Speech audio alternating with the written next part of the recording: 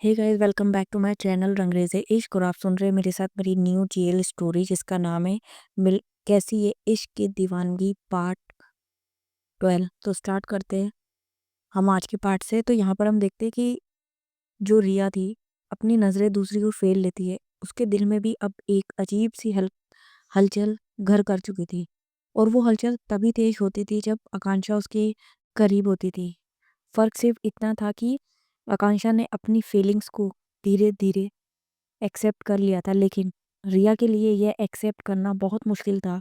उसे उसे तो शायद ऐसे रिश्ते होते भी है ये भी नहीं पता था। ये पहली बार था जब किसी लड़की के करीब आने से उसका दिल इतना बेतहाशा दौड़े जाता है। यहाँ पर आकांक्षा भी साइड होकर बैठ जाती है। ये दोनों अभी बैठे बैठे ही हुए थे कि तभी इन्हें कुछ लोगों के आने की आहट सुनाई देती है। ये दोनों महसूस करते हैं कि ये जो भी लोग हैं इधर ही आ रहे हैं। आकांक्षा तुरंत रिया का हाथ पकड़ती है और कहती है हमें यहाँ से निकलना होगा। रिया कहती है लेकिन कहाँ जाएंगे, और ये कहीं वे गुंडे ही तो नहीं है। आकांक्षा कहती है तुमको यहाँ हमसे सवाल जवाब करना है या चलना है। रिया मुंह बनाकर कहती है चलना है।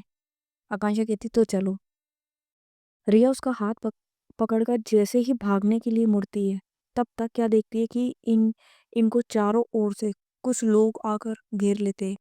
और वो लोग और कोई नहीं बल्कि वो गुंडे ही थे। रिया रिया और आकांक्षा उन्हें देखकर घबरा जाती है। रिया तो कुछ ज्यादा ही घबराई हुई थी। उन गुंडों के हाथ में बंदूकें भी, कुछ लोग लोहे की रोड लिए हुए खड़े हुए थे, कुछ के हाथ में चाकू था। वो लोग धीरे धीरे आगे बढ़ रहे थे। उनमें से उनका वो जो बड़ा बॉस था, वो बहुत ही ज़्यादा गुस्से से आकांक्षा को देखे जा रहा था और फिर कहता है बहुत भाग लिया चूहिया तूने, और बहुत बहुत ही भगा लिया तूने हमें। अब तुम्हें मैं ऐसे मौत दूंगा कि तेरी आत्मा भी इन जंगलों में भटकती रहेगी। आकांक्षा पहले तो घबराई हुई थी, लेकिन अब उसका चेहरा गंभीर हो गया था। वो कहती है तुम्हारी औकात है हमसे टकराने की, और तू मुझे चूहिया कह रहा है? बेटा नहीं, चूहिया नहीं, शेरू में तुम्हारे बीच से उड़ जाऊंगी, पता भी नहीं चलेगा। आकांक्षा की ये बातें सुनकर वो गुंडा और आक्रामक हो जाता है। वो चिल्लाते हुए कहता तेरी इतनी हिम्मत जो मुझसे जुबान लड़ा रही है, रुक जा अभी बताता हूँ। ये बोलकर वो अपना हाथ उठाता है आकांक्षा को मारने के लिए। तब तक आकांक्षा उसका हाथ पकड़ लेती है और तुरंत उसका हाथ मोड़ देती है और कहती है अरे महाराज, तुम शायद भूल गए हो हम भोले बाबा बाबा की नगरी से हूँ। पहले निवेदन करती हूँ और जब ससुरा कौनो ना माने तो फिर दे दनादन दे दनादन सूद भी देती हूँ। इधर रिया अपने मुंह पर हाथ रख लेती है और आंखें फाड़ फाड़ कर बस देखे ही जा रही थी। वो गुंडा अपने हाथ को छुड़ाने की पूरी कोशिश करता है, लेकिन आकांक्षा छोड़ ही नहीं रही होती है। बल्कि बाकी के जो और गुंडे थे वो यहाँ पर आकांक्षा पर अपनी गन पॉइंट कर लेते हैं और कहते हैं कि हमारे बॉस को छोड़ दो वरना तुमको गोलियों से यहीं भून देंगे हम। आकांक्षा बिना मौका गवाए उस गुंडे के कमर से उसका पिस्तौल निकालकर उसके सर पर सीधा पॉइंट करती है और कहती है तुम सबको क्या लगता है हम लॉलीपॉप खाकर बड़ी हुई है? तुम जैसे चूरनों को लाइन पर कैसे लाया जाता है हमका बड़े अच्छे से आवत है। अब बेटा जल्दी से अपना बंदूक नीचे कर लो वरना तुम्हारे बॉस के सिर में इतने छेद मिलेंगे कि तुम सबको गिनती भूल जाओगे। वो लोग अब भी गन पॉइंट करके खड़े रहते हैं। उनका बॉस चिल्लाकर कहता है अबे साले, मरवाना है क्या? हमको जल्दी से बंदूक नीचे करो। सब लोग अपनी अपनी बंदूकें नीचे कर लेते हैं और आकांक्षा अब चलो सब वो एक साइड हो जाओ, चलो। वो चारों तरफ खड़े होते, गुंडे एक साइड आ जाते सारे। आकांक्षा सोचती है चलो अब तो आराम से निकल जाएंगे हम यहाँ से। लेकिन तभी वो वाला गुंडा आ जाता है जिसको रिया ने पागल बनाया था। वो रिया के ऊपर अपना गन पॉइंट कर देता है और कहता है अगर तुम इस छोकरी की सलामती चाहती हो तो अभी के अभी वो उसको छोड़ दो। आकांक्षा पीछे पलट कर देखती है तो उसका मुंह खुला का खुला रह जाता है। एकदम हैरान हो जाती है वो। उस गुंडे ने रिया को उसके कमर से पकड़ा था और उसके ऊपर गन को पॉइंट की थी उसने। आकांक्षा का एकदम खून खोल उठता है ये देखकर। इधर रिया भी खुद को छुड़ाने की पूरी कोशिश कर रही थी। वो गुंडा चिल्लाकर कहता है, ज्यादा इधर उधर करने की कोशिश की तो सारी गोलियां तेरे शरीर में डाल दूंगा। तूने मुझे पागल बनाया था ना, अब देख इसका अंजाम तू कैसे भुगतती है। दिया उस समय बहुत डर जाती है और चुपचाप खड़ी हो जाती है। लेकिन उसकी बेबस आंखें आकांक्षा पढ़ लेती है। उसकी आंखें जैसे आकांक्षा से चीख चीख कर बोल रही हो कि मुझे इससे बचा लो। आकांक्षा तुरंत अपना गन नीचे कर लेती है और उस गुंडे का हाथ छोड़ देती है। वो जैसे ही उसका हाथ छोड़ती है वो किसी घायल सांप की तरह उसके ऊपर वार बढ़ता है। वो उल्टे हाथों से खींच कर आकांक्षा के गालों पर एक बहुत तेजी से चाटा मारता है। आकांक्षा उसके इस वार के लिए तैयार नहीं थी। वो गिर जाती है। वो गुंडा आकांक्षा की कॉलर पकड़कर उठाता और फिर पूरी जोर के साथ आकांक्षा के पेट में पंच मार देता है। उसका पंच इतना जोरदार था कि आकांक्षा के मुंह से ब्लड आने स्टार्ट हो जाता है। आकांक्षा के मुंह से जोर से एक चीख निकलती है। इधर रिया तो एकदम सुन्न हो जाती है। वो जोर से चीखती है, ए छोड़ उसे, मैं कहती हूँ छोड़ दे उसे। लेकिन वो कहाँ सुनने वाला था। उसका उससे भी मन नहीं भरता। वो लोहे की रोड लेता है और उस रोड से आकांक्षा पे लगातार वार किए जा रहा होता है। आकांक्षा एकदम वीक हो गई थी। उसके पैरों पैरों से खड़े रहने की भी ताकत नहीं हो रही थी। वो वहीं घुटनों के बल बैठ जाती है।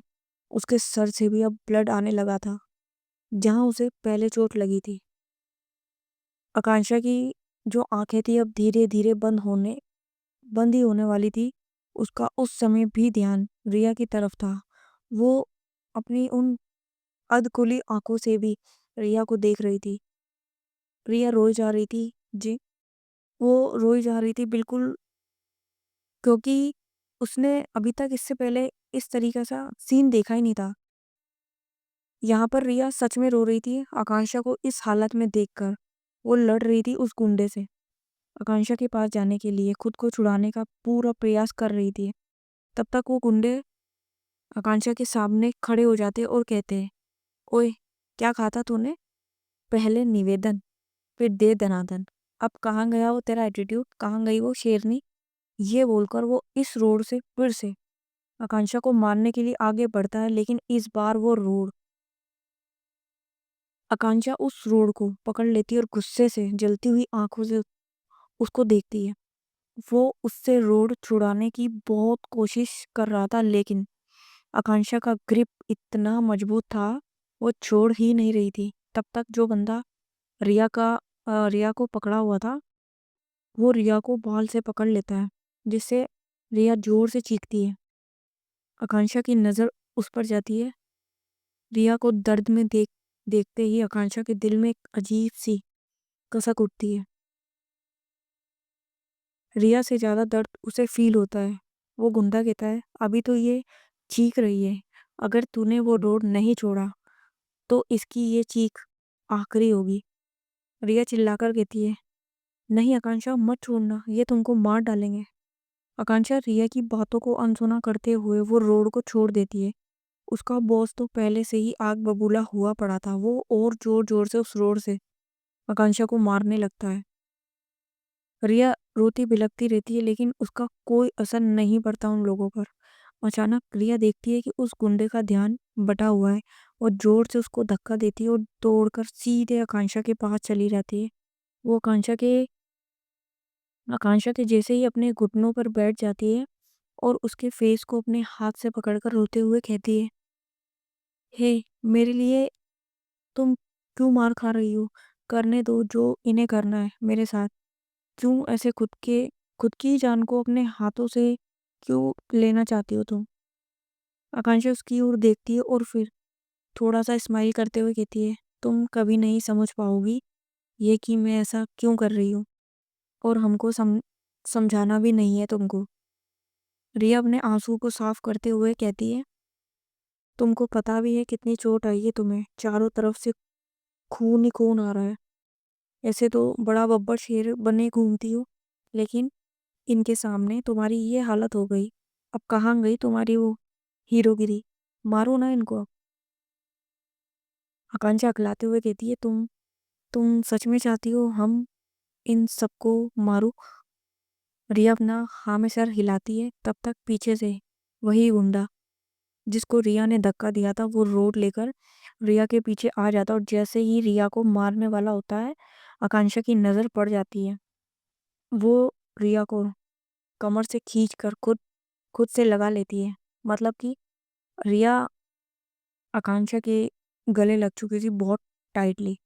वो अलग हैरान होती है कि इसने ये क्या किया। इधर आकांक्षा वो रोड एक बार फिर से वैसे ही पकड़ लेती है जैसे पहले पकड़ी थी। इधर रिया की सांसें तेज हो जाती है। वो आकांक्षा के इतने करीब थी कि उसकी सांसें आकांक्षा अपने गले पर सांस साफ साफ महसूस कर पा रही थी। उसके अंदर भी एक एक अजीब सा, उसके बॉडी में भी कुछ ना कुछ अजीब था। उसको पास में पाकर कुछ हो रहा था, महसूस हो रहा था उसको, लेकिन वो अभी इमोशन में नहीं बहना चाह रही थी। उसे अभी एक्शन भी करना था। लेकिन रिया की तो हार्ट बीट अलग ही रफ्तार से भाग रही थी। वो आकांक्षा की गर्दन पर जो काला तिल था उसे ध्यान से देखती है। उसको वो बहुत बहुत प्यारा लगता है। उसका मन करता है वो उसे छुए, लेकिन उसके हाथ तो वहाँ पहुंच ही नहीं रहे थे, या उनको वहां तक पहुंचने के लिए हिलना पड़ता, जो उस समय मुमकिन नहीं था। ये रिया मैडम उस टाइम जहाँ अलग दुनिया में सैर कर रही थी, वहीं इधर खतरनाक माहौल क्रिएट हुआ था। लेकिन नहीं, उनके ऊपर तो अलग ही जुनून सवार था। वो शायद उस टाइम अपने होशो हवास में थी ही नहीं। वो शायद बस आकांक्षा के पास होने के कारण उसके उसके जो अनुपम सौंदर्य के आकर्षण में बस ऐसी बह गई थी। इधर आकांक्षा इन सब बातों से अनजान थी। रिया उसके रिया उसकी इज्जत पर हाथ डालने वाली वाली है। ऐसी स्थिति में भी आकांक्षा उसके हाथ से रोड जोर से खींच लेती है। अब सीन क्या था कि रिया आकांक्षा के गले के तिल को देखकर बहुत अट्रैक्शन महसूस कर रही थी। इसीलिए वो उसके धीरे धीरे और क्लोज जा रही थी अपने फेस को। इधर जैसे ही आकांक्षा रोड खींचती है उस गुंडे के हाथ से एक झटका लगता है, जिससे रिया के होठ ऑटोमेटिकली आकांक्षा के गर्दन के उस तिल पर चले जाते हैं।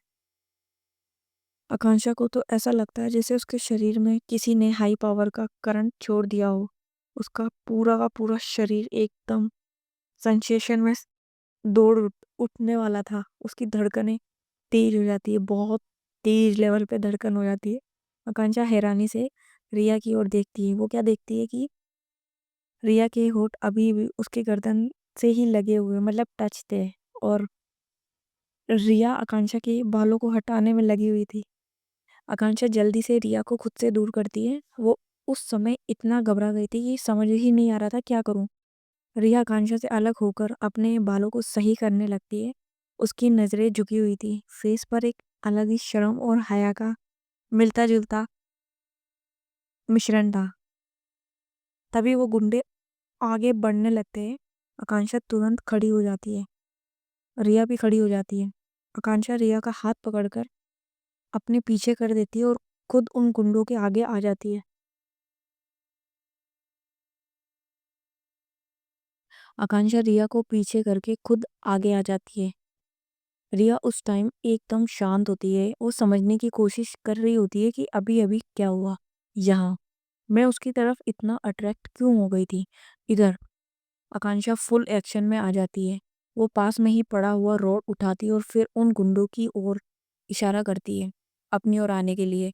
उनमें से एक बंदा रोड लेकर दौड़ते हुए आता है, और जैसे ही रोड से आकांक्षा की ओर वार करता है आकांक्षा झुक जाती है, जिससे उसका वार खाली चला जाता है।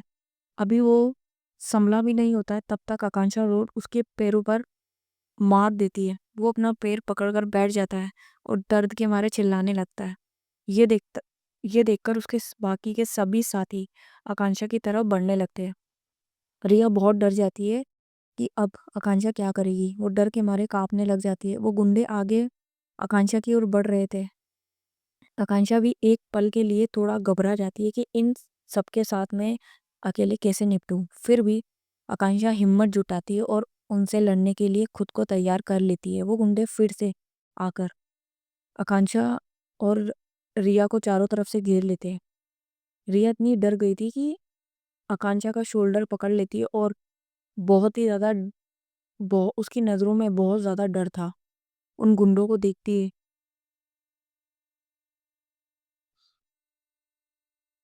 रिया जैसे ही आकांक्षा के शोल्डर को पकड़ती है तो आकांक्षा उसकी तरफ देखती है। वो रिया की आंखों में उस भय, उस डर को महसूस कर लेती है। अब आकांक्षा को अपने लिए नहीं बल्कि रिया को सेफ रखने के लिए उनसे मुकाबला करना था। आकांक्षा अपने हाथ में जो रोड लिया हुआ था उसको टाइटली पकड़ लेती है, ये सोचकर कि या तो आर होगा या पार। तभी इन सबको पुलिस की गाड़ी का सायरन सुनाई देता है। वो गुंडे एकदम घबरा जाते हैं। उनका बॉस कहता है यहाँ पुलिस कैसे आ गई। बाकी के गुंडे कहते पता नहीं यहाँ कैसे आ गई, लेकिन अभी हम सबको यहाँ से जाना होगा। वो कहता बॉस बिल्कुल नहीं, मैं इन दोनों लड़कियों को ख़त्म किए बिना नहीं जाऊंगा। और वो अपना गन सीधे आकांक्षा की तरफ पॉइंट कर देता है।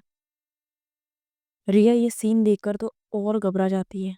वो आकांक्षा के शोल्डर को डर के मारे अपने दोनों हाथों से जोर से दबा लेती है और अपनी आंखें बंद कर लेती है।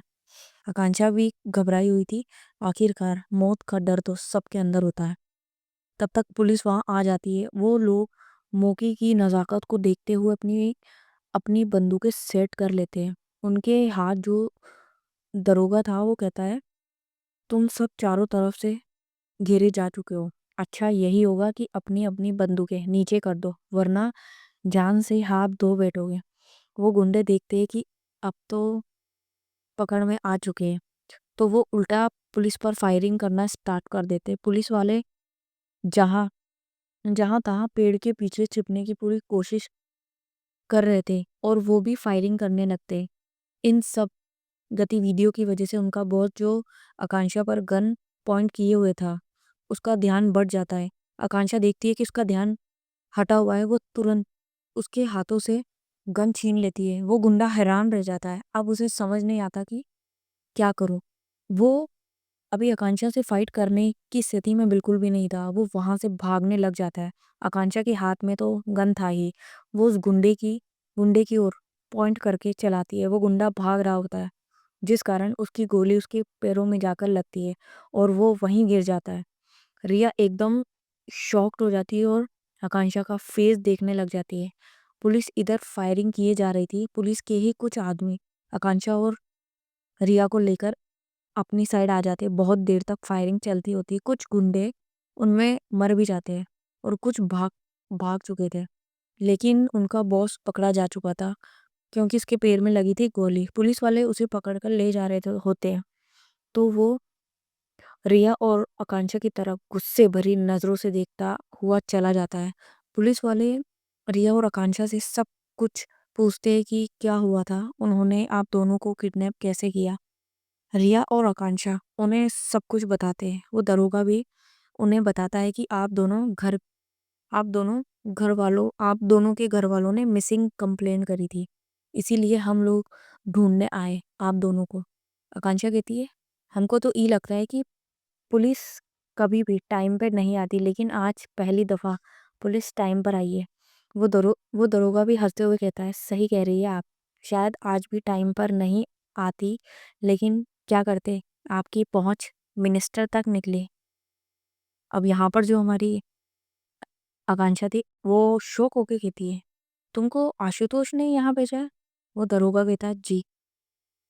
अब रिया आकांक्षा की तरफ देखते हुए कहती है ये आशुतोष कौन है और तुम्हारी पहुंच इतनी ऊपर तक है क्या।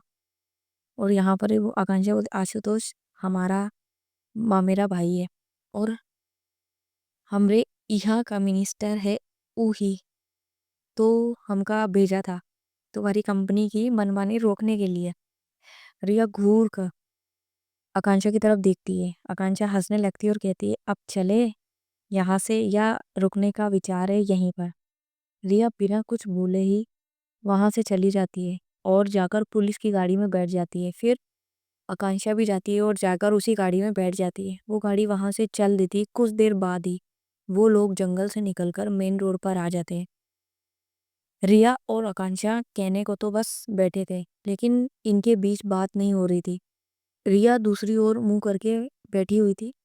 आकांक्षा का भी ध्यान अभी अपनी चोट पर था। वो फूंक मार मार कर अपनी चोटों पर फूंक मार रही थी, क्योंकि उस पे मक्खियाँ जा आ रही थी। रिया का ध्यान उसकी तरफ जाता है। वो देखती है कि आकांक्षा के चोटों पर मक्खियाँ आने लगी है। तो रिया उस गाड़ी के ड्राइवर से कहती, एक्सक्यूज मी, आप गाड़ी प्लीज हॉस्पिटल ले जाएंगे, इन्हें मेडिकल ट्रीटमेंट की नीड है। वो कहता ठीक है। आकांक्षा रिया की तरफ देखती है, लेकिन रिया उसकी तरफ नहीं देखती। वो जानती थी कि मैं इसकी तरफ देखूंगी तो ये पक्का पूछेगी कि तुम मेरे लिए इतनी परेशान क्यों हो। इसीलिए वो उसकी ओर ना देखने का ड्रामा करती है। आकांक्षा जब देखती है कि रिया उसकी ओर नहीं देख रही, तो वो भी दूसरी ओर देखने लग जाती है। कुछ ही देर में ये लोग हॉस्पिटल पहुंच जाते हैं। रिया गाड़ी से उतरती है, लेकिन आकांक्षा उसी में बैठी रहती है। रिया जब देखती है कि आकांक्षा उसकी ओर नहीं देख रही, तो रिया कहती है चलना है या यहीं रहना है। आकांक्षा कहती है हम तो ठीक है, हम का कर हम क्या ही करने जाएंगे वहाँ। रिया कहती है तुम ठीक हो रियली? ये सर से खून आ रहा है, जगह जगह इतनी चोट आई है, और कह रही हो तुम ठीक हो। आकांक्षा कहती है क्या यार, तुम भी ना राई का पहाड़ बना देती हो। इतनी चोट तो आम बात है हमारे लिए, मर्द को दर्द नहीं होता ना, ये सुना होगा ना। रिया अपने कमर पर हाथ रखकर खड़ी हो जाती है और अपनी आईब्रो को रेस करते हुए कहती ओ, तो तुम मर्द हो। आकांक्षा थोड़ा सा घबरा जाती है और कहती, नहीं नहीं, वो तो मैं बस एक मिसाल दे रही थी। अब यहाँ अब यहाँ पर रिया चुपचाप कहती है चुपचाप मेरे साथ चलो, मिसाल की दुकान देना बंद करो। आकांक्षा कहती अरे लेकिन, रिया कहती लेकिन वेकिन कुछ नहीं, चलो। और यहाँ पर आकांक्षा के पास अब कोई ऑप्शन नहीं रहा था। वो गाड़ी से उतरती, जैसे ही गाड़ी से उतरती है उसे थोड़ा सा चक्कर आने लगता है। रिया उसका हाथ पकड़ती है और धीरे धीरे हॉस्पिटल में ले जाती है। वहाँ डॉक्टर आकांक्षा के चोटों पर बैंडेज करते हुए कुछ देर बाद ये हॉस्पिटल से निकल जाते हैं और फिर सीधे पुलिस स्टेशन पहुंचते हैं, क्योंकि वहाँ कुछ फॉर्म वगैरह पर इनके साइन चाहिए थे। जब ये लोग वहाँ पहुंचते हैं तो क्या देखते हैं कि रिया की फैमिली वहाँ पहले से ही मौजूद थी। नानी जैसे ही रिया को देखती है, वो आकर जोर से रिया को हक कर लेती है और रोने लगती है। रिया भी नानी को देखकर भावुक और इमोशनल हो जाती है। अवंतिका भी रिया को देखकर बहुत इमोशनल हो जाती है। उसकी आंखें रो रो कर सूज गई थी। वो भी रिया के पास आती है। नानी जैसे ही हक करके पीछे होती है, तो वो भी उसे हक करने के लिए आगे बढ़ती है, लेकिन रिया उसे रोक देती है और दूसरी तरफ मुंह फेर लेती है। ये सब आकांक्षा देख रही होती है। उसे समझ नहीं आता कि आखिरकार रिया अपनी माँ के साथ ऐसा बिहेव क्यों किया। रिया की नानी बहुत रोती है, लेकिन उनके आंसुओं को साफ करते हुए कहती है अरे नानू, रो क्यों रही हो? आप देखो ना, मैं एकदम बढ़िया हूँ, सही सलामत आपके सामने खड़े हूँ। नानी कहती है आपको पता है मेरी कल से क्या हालत हुई थी? मेरी जान हलक में आ गई थी, ये सोच सोच कर कि आपको कुछ हो ना जाए। और वो रोने लगती है। रिया उन्हें हक कर लेती है और कहती है नानू यार प्लीज रो मत ना, मुझे भी रोना आ जाएगा, मैं ठीक हूँ ना, बस यही काफी है। तब तक यहाँ पर जो रिया था, रिया का भाई भी आकर रिया को टाइटली हग करता कहता आई मिस यू दी। रिया उस पर भी अपना हाथ फेरती है और कहती है आई मिस यू टू। तब तक उनकी मासी जी भी ऊपर से हग कर लेती है और मामा जी भी आते हैं, वो भी कर लेते हैं। फैमिली हग होता है बस। उनमें से रिया की मॉम और डॉक्टर साहब दूर खड़े थे।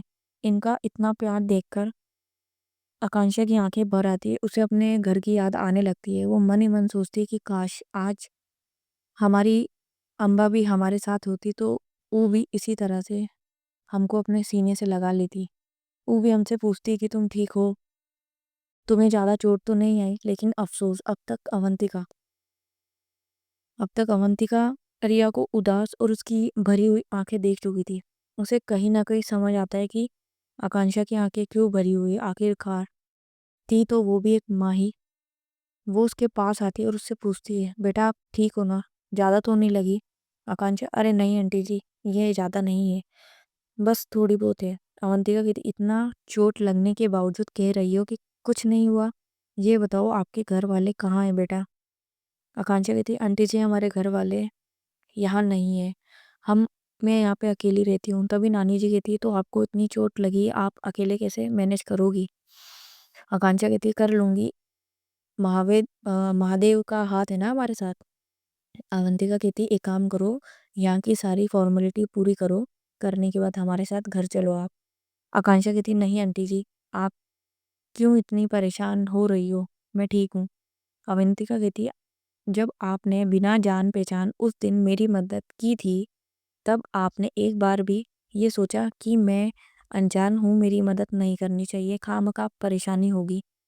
आकांक्षा कहती है नहीं, हमारी अम्मा ने हमेशा हमें दूसरों की मदद करने के लिए ही सिखाया, इसीलिए हम मदद करने से पहले सोचती नहीं हूँ। अवंतिका कहती तो बस हम जो कह रहे हैं वो करो। आकांक्षा कुछ नहीं बोल पाती, चुप हो जाती है। सो गाइस आज की स्टोरी मैं यहीं पे ख़त्म करती हूँ। मैंने बोला था जो नेक्स्ट पार्ट होगा वो थोड़ा सा लॉन्ग कर दूंगी, तो मैंने कोशिश करी थी इसको लॉन्ग करने की, बट अब आप कमेंट करके बताना स्टोरी कैसी है। मिलते हैं नेक्स्ट पार्ट में। Tata bye bye, take care. और हाँ, मैं डेली स्टोरी नहीं अपलोड कर सकती क्योंकि मुझे टाइम नहीं मिल पाता है, या अभी इसी में एडजस्ट करो, जैसे टाइम मिलेगा वैसे करने की कोशिश करूँगी। ध्यान रखो, सब मस्त रहो और मिलते हैं नेक्स्ट स्टोरी में। Tata bye bye, take care.